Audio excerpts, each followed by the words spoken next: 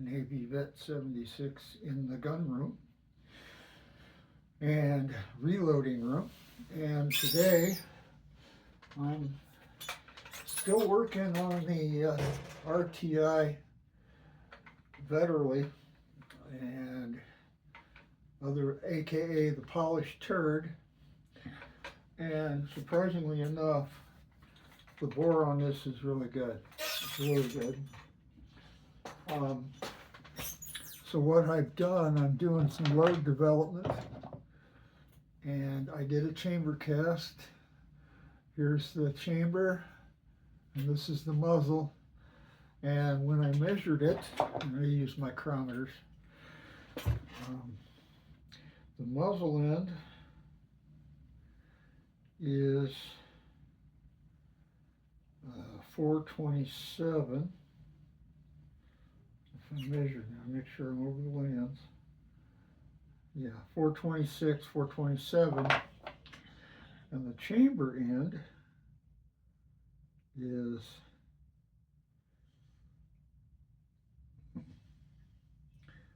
427.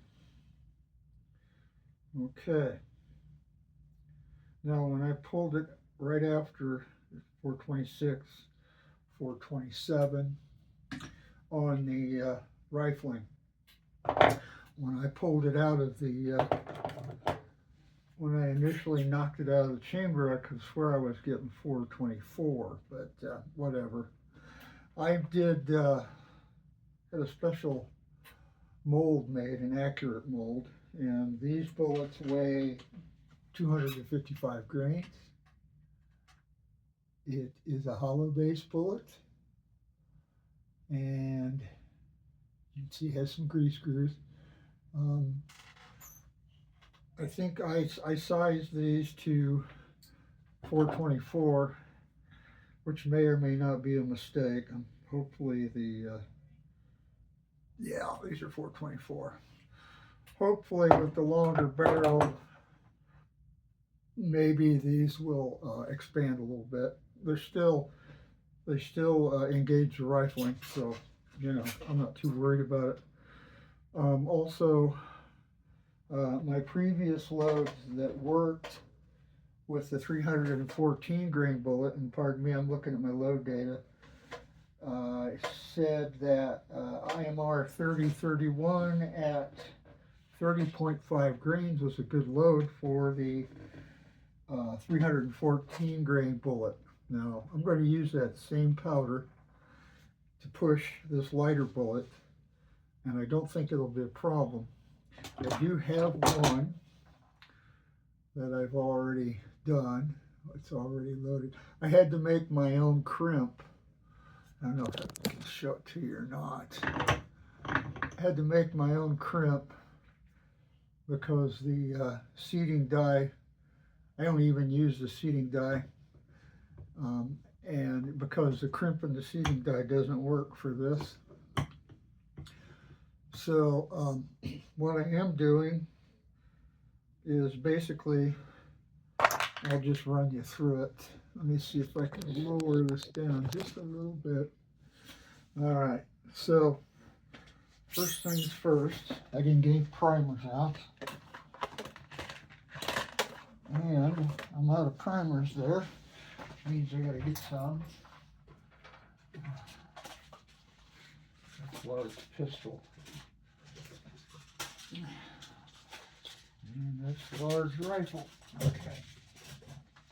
I got some CCI large rifle primers. And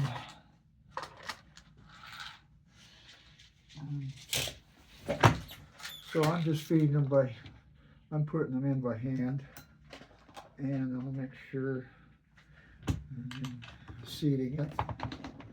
Okay, I'm bypassing the sizing die because this one's been sized, going to expander die, and then from here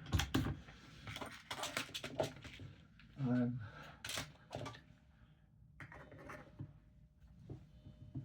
just make sure my load's right. That says 30.1. Should be 30.5. so it didn't completely dispense. And it's still going, and there it is. Okay, that's the other thing you got to watch with these automatic powder measures. This one's very sensitive. It's a Hornady model. Now what I've done is I've taken a backer rod. This is a 1/2 inch backer rod, and I've cut it approximately 5/16 long. And I'm just kind of putting it down in there. And this is going over the powder. A lot of times the 3031 and the 4198, I don't get a complete burn, or it doesn't ignite, or I get a delay. So I put that down over the powder, and then I'll take just a little bit of cotton and put in there. Just a little bit of cotton. And my thinking is the cotton will fly off when the bullet comes out of the muzzle, where the backer rod would stick into that hollow base. And then I'm just pushing it in by hand to the second grease groove. I'll wipe that extra lube off of there. And then going back into my crimp. This is a CH4D die set. And then I crimp it, and it rolls that right down into the grease groove. Okay. The other thing I did was, I eyeballed it with my chamber cast just to see where my bullet is in relation to the rifling. And there's just a little bit of bullet jump, but not a whole lot. I know you can't see the whole thing, but to me, that's as good as it gets. So I'm hoping this bullet works well in the long rifle. My carbine just doesn't get in. I mean, the barrel's so short, my Vetterli carbine, that the powder doesn't get a good burn, and I don't get a good speed on it in the carbine.